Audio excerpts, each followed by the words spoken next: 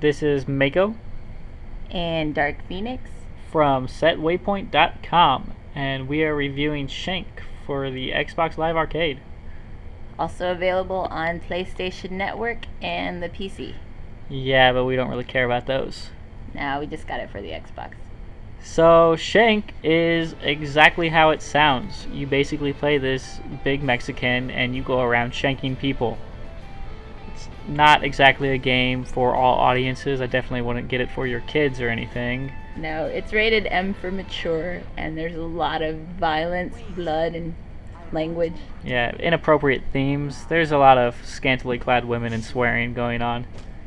All in good fun, of course. Yeah, what first attracted me to this game was the released artwork for it, because it looked kind of cool and it seemed to have a really interesting animation style. Well, we started the game off incorrectly, I believe, because we just went straight into co-op, which we found out later was a bad idea. Yeah, pretty much. We died a lot. Over and over and over again. I think the problem was, well, I know the problem was now, that apparently if you start in co-op mode, you just have access to the default weapons, which is alright and all, but there's definitely more weapons you can unlock in single player that make the multiplayer much more playable and enjoyable when you have not necessarily more powerful weapons, but just more appropriate weapons to use at the appropriate times. Like a shotgun to knock enemies back, or a sword to slice through guys as opposed to a chainsaw, which might take a little bit longer. Should probably mention when you play co-op, I get to be Machete. Machete, yeah, the darker skinned Mexican basically.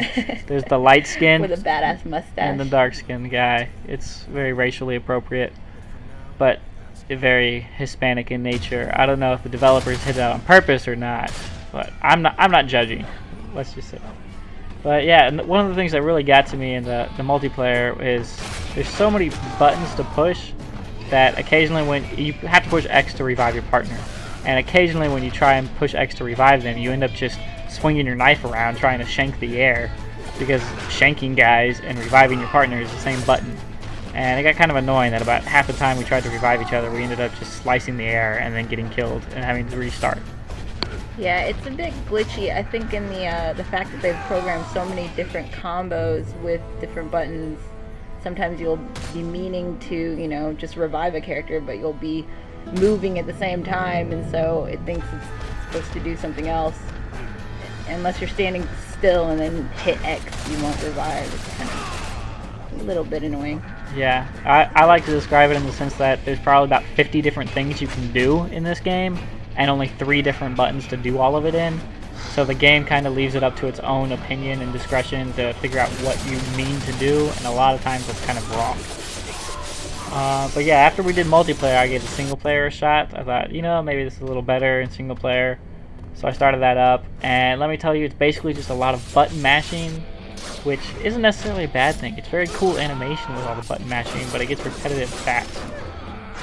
There was also a frequent number of times where I accidentally did a whole bunch of stuff, like I was saying. I got stuck in like these shotgun animations where he shoots a shotgun and looks really badass doing it, but he also steps forward as he's doing it, and frequently I couldn't stop shooting my shotgun and he would just step off of a cliff. Or I'm jumping over from one cliff to the other and shoot the shotgun, and the knockback hits me while I'm in mid-air and makes me fall back down in the hole. And just a lot of dying on accident because the game decided to get stuck in animation. He didn't throw your controller. He threw his controller. Well, just in the multiplayer, after dying for like the 20th time against this boss, it was not pretty. It took a long time, and we almost had him, and then he ended up killing us again, and I was done at that point. In general, I don't know, it's interesting. It's a 2D side-scroller, which is kind of fun. Yeah, I thought the game itself was kind of short, though, for the price tag as an arcade game. I think arcade games really need to be held to a higher standard these days. And this was kind of cool for a little while, but I don't think the total game would last you more than a couple hours. I actually checked out the leaderboards and find it quite hilarious that the leaderboards are based solely on time, as in how long it took you to complete the game. It's almost as if the developers thought, Alright, how can we get these people to blast through this game really fast so that they don't pick up on all the glitches and weird errors and bugs and just general inconsistencies there are with this game? And some guy snapped his fingers and was instantly like, I got it!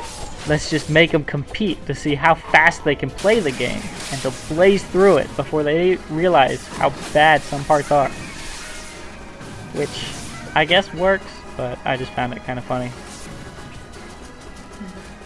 And didn't you say that in the co-op they do like double the amount of enemies or something? Yeah, it seemed like it. I mean, they're different storylines, it looks like, so it's hard to judge. That, so. Yeah, the co-op modes and the single-player storyline are different, it appears.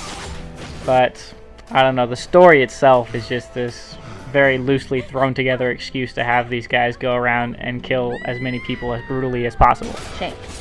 Shank, yes. Shank as many people. With the occasional gunshot. And chainsaws. And chainsaw. And machetes. Yeah. And you get a sword, I think. But yeah, all in all, I would probably just rate this a friends playing this game, I guess. Yeah, I guess, I liked it a little bit more, but it does get a little repetitive and tiring after a while. But I'll give it a gamer points and done. Yep, and that is Shank for the Xbox Live Arcade. Stay tuned for more. This is Mako. And Dark Phoenix signing out.